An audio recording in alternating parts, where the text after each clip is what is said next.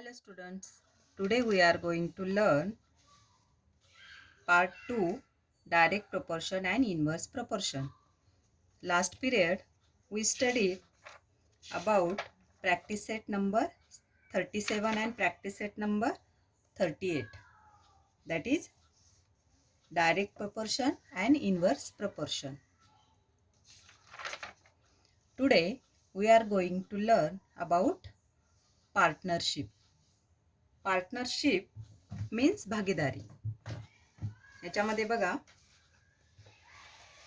when starting a business enterprise, money is required for an office, raw materials, etc. This amount is called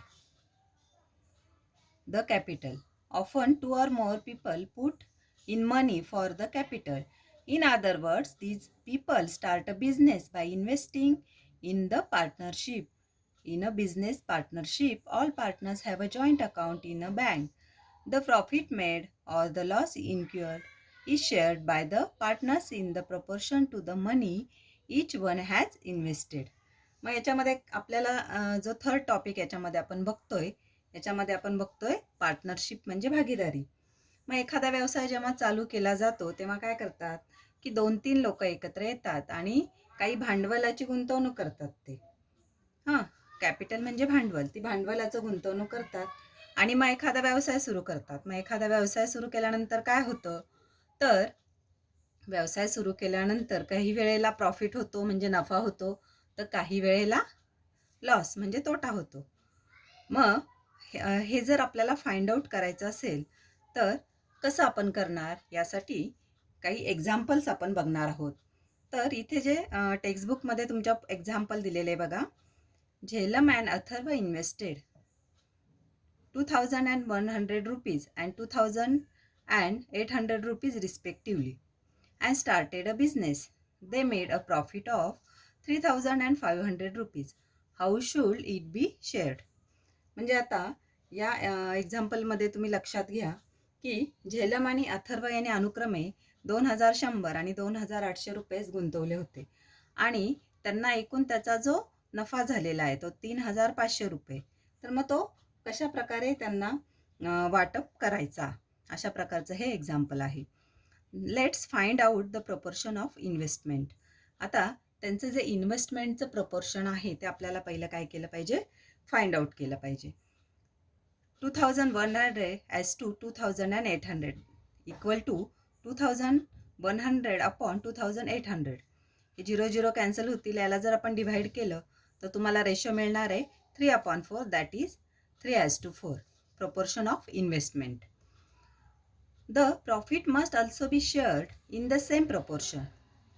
Let Zelem's profit be 3x and that of Atharva's 4x.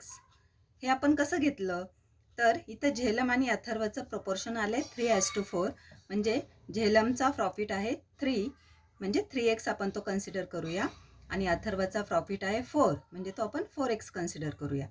Then total profit is 3,500 rupees. So adding this 3x plus 4x is equal to 3,500. 3x plus 4x म्हणजे किती, 7x is equal to 3,500. मग हे जर 7 आपण इकडे transfer केले तर हे काय जाणार आहे, याला डिव्हाइड जाणार आहे. मग 7 5 जा 35, म्हणजे आपल्याला x इज इक्वल टू काय मिळणार आहे, 500.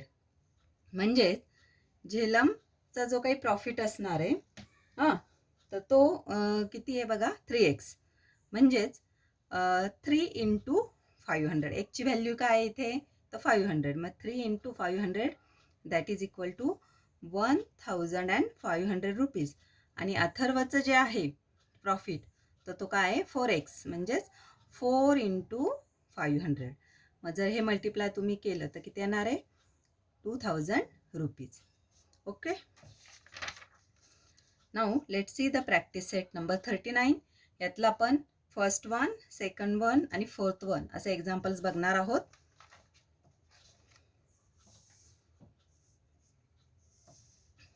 Let's see. Direct proportion and inverse proportion, समप्रमाण आणि व्यस्त प्रमाण, याच्यामध्ये आपला आता थर्ड टॉपिक चालू आहे, तो म्हणजे पार्टनरशिप म्हणजे भागीदारी.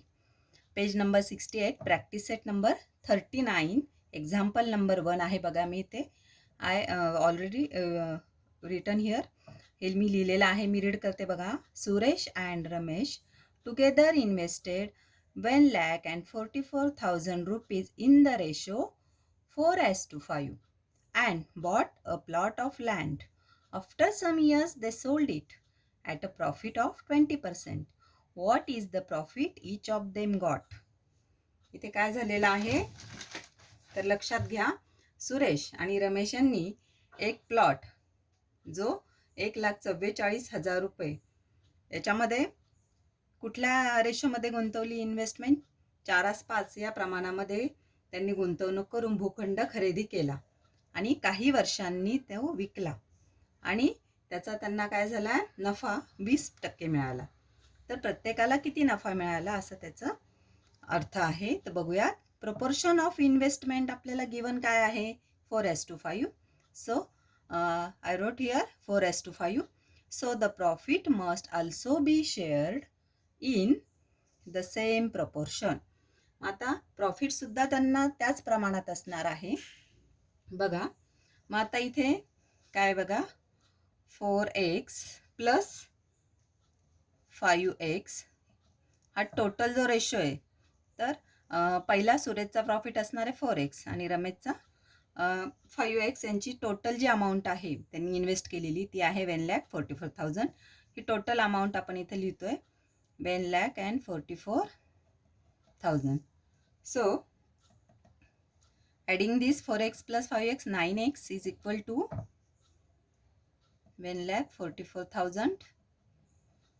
So transfer this 9 to the opposite side. Opposite साईडला हे काय होणार आहे, 9 मी इथं मल्टिप्लाय, हे डिवाइड होणार आहे. आणि हे जर तुम्ही डिवायडेशन केलं तर बघा 9 1 जार 9, देन 9 6 जार 54 आणि हे म्हणजे x इज इक्वल टू ₹16,000. मग आपल्याला फर्स्ट काय फाइंड आउट करायचं आहे, इन्व्हेस्टमेंट ऑफ सुरेश.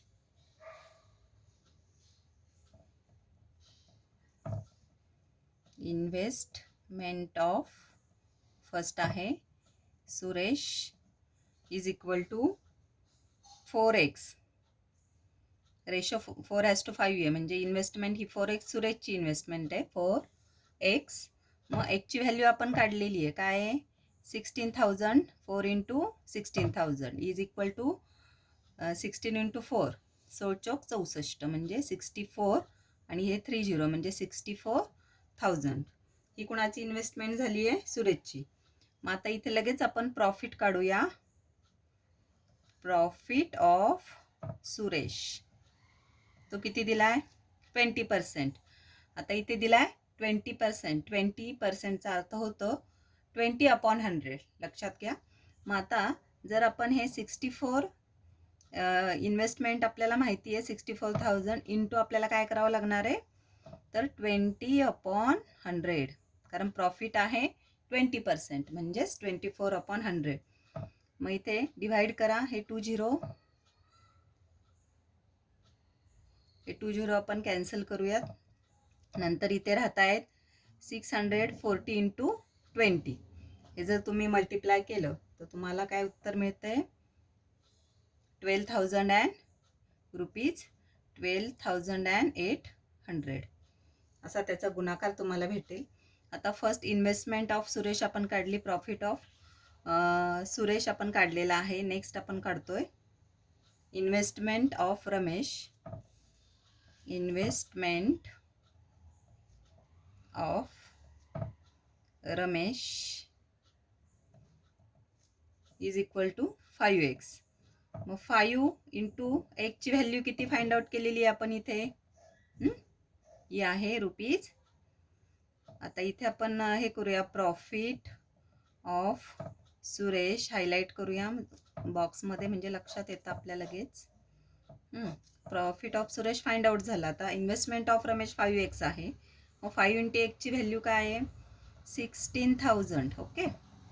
आणि 16 इंटू 5 किती झाले 80 आणि हे वरचे 3 झिरोज म्हणजे that is 18,000 and so the profit. आता आपल्याला त्याची इन्व्हेस्टमेंट कळाली आहे 80,000. पण आता आपण काय काढतोय तर profit of Ramesh. Profit of Ramesh हा किती आहे. आता आपल्याला ती व्हॅल्यू माहिती आहे. त्याची इन्व्हेस्टमेंट 80,000 इंटू 20/100. हे का घेतलेत लक्षात घ्या, कारण प्रॉफिट प्रत्येकी 20% झालेला आहे, म्हणून इथे मी काय घेतलंय 20/100 पर्सेंटेजनुसार. मग आता हे 2 झिरो कॅन्सल होतील. मग इथे राहिले 800 इंटू 20. मग त्याचं जर तुम्ही मल्टिप्लिकेशन केलं तुम्हाला किती मिळेल 8 2 16 आणि हे वरचे 3 झिरो म्हणजे 16,000. मग आपल्याला इथे लिहावं लागेल profit of Ramesh is equal to ₹16,000. Okay, got it. आले सगळ्यांच्या लक्षात. पुन्हा एकदा सांगते, प्रोपोर्शन ऑफ इन्व्हेस्टमेंट 4:5 होतं आणि मग त्याच प्रमाणामध्ये त्यांचं काय होणार आहे प्रॉफिट डिस्ट्रीब्युशन होणार आहे. मग 4x + 5x. 4x investment सुरेशची, 5x investment रमेशची. यांचं टोटल अमाऊंट त्यांनी केलेली आहे किती invest 1,44,000. So 9x is equal to 1,44,000. मग 9 इथे आपण ट्रान्सफर केले, डिवाइड केले. डिवायडेशन नंतर आपल्याला आन्सर मिळाले 16,000. एक्सची व्हॅल्यू मिळाली आहे. मग इन्व्हेस्टमेंट ऑफ रमेश आहे 4x असल्यामुळे आपण काय केलं एक्सची व्हॅल्यू इथे टाकली जी आपण काढली आहे. मग ती व्हॅल्यू पुट केल्यानंतर आपल्याला मिळाले 64,000. आणि प्रॉफिट ऑफ सुरेश आहे प्रत्येकी येणारा 20% म्हणजे 20/100.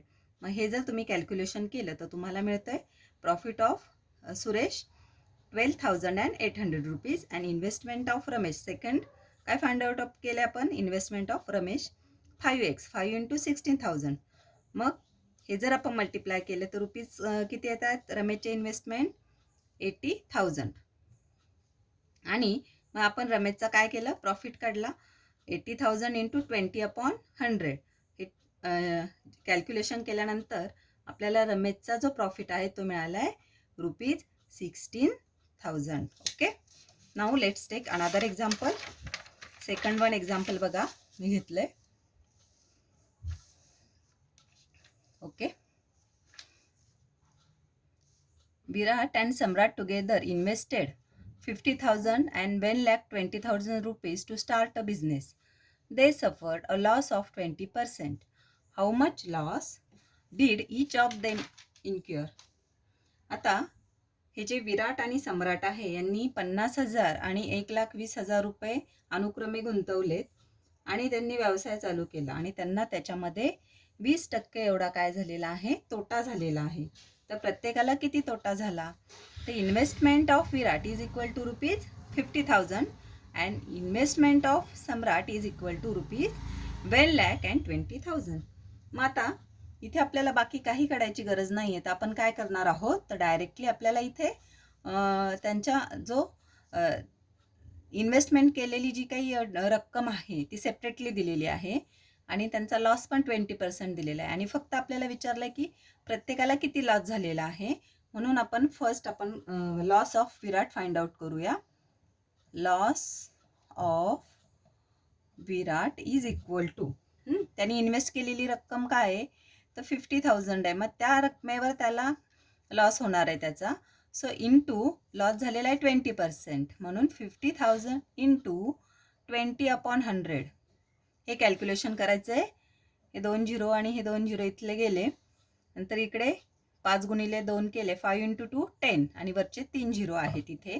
हे जर तुम्ही टोटल कॅल्क्युलेशन केलं तर रुपीज काय येणार आहे 10,000 लॉस ऑफ विराट. हे आपण फर्स्ट फाइंड आउट केलेलं आहे. ओके, देन आपण आता फाइंड आउट करतोय loss of Samrat. Loss of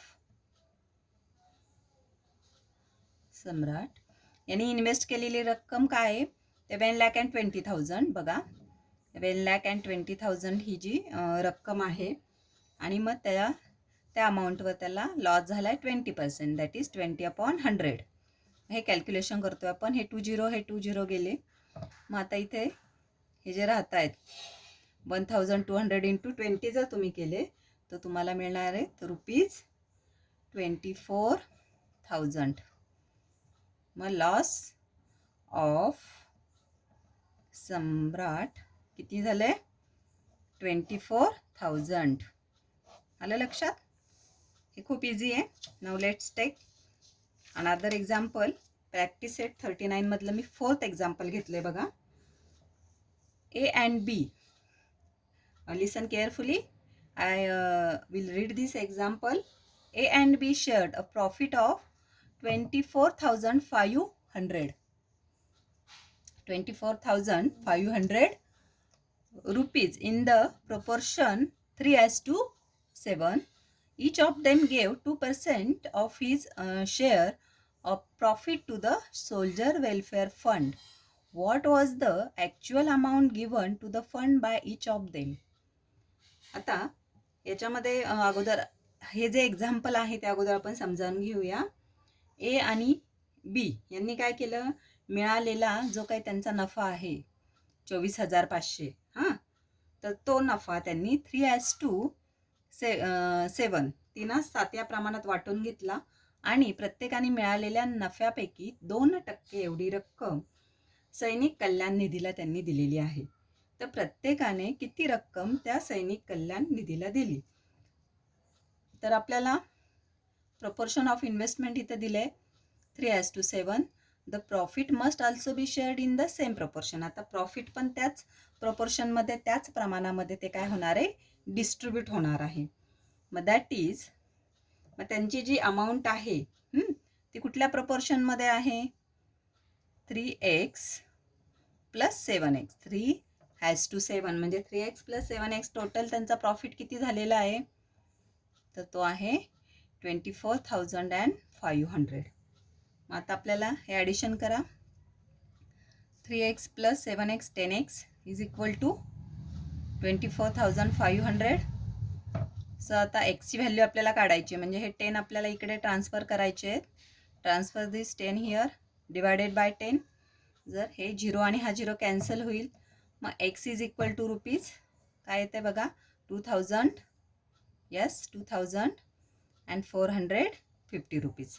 मग एकची व्हॅल्यू आपल्याला इथे मिळालेली आहे 2,450 रुपीज.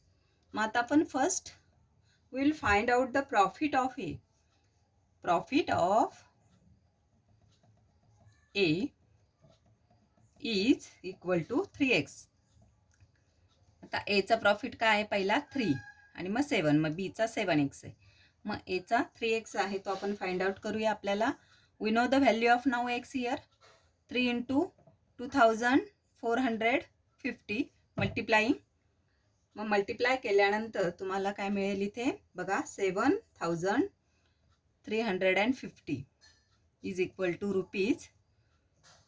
प्रॉफिट ऑफ ए जो आहे तर त्याचा प्रॉफिट झाला आहे 7,350 रुपीज. आणि A gives 2% amount to the soldiers welfare fund. आता मी इथे शॉर्टमध्ये लिहिते सोल्जर्स वेलफेअर फंड. मग आता इथे आता ही टोटल त्याची अमाऊंट आहे, प्रॉफिट जो आहे त्याच्या त्यांनी 2% रक्कम दिलेली आहे. म्हणजे 7,350 ही त्याची अमाऊंट आहे एची, आणि त्याच्या 2% अमाऊंट दॅट इज 2/100 मल्टिप्लाय आपल्याला करावं लागेल. मग इथे हा 0 आणि हा 0 कॅन्सल होईल कॅल्क्युलेशनमध्ये. 2 1 जार 2, 2 5 जार 10, म्हणजे इथं 5 आहेत आणि इथे 7 3 5 एवढे आहेत. मग आपण जर इथे 5नी याला भागलं, 5 1 जार 5, इथे 2 राहिले, वरतून 3 घेतले,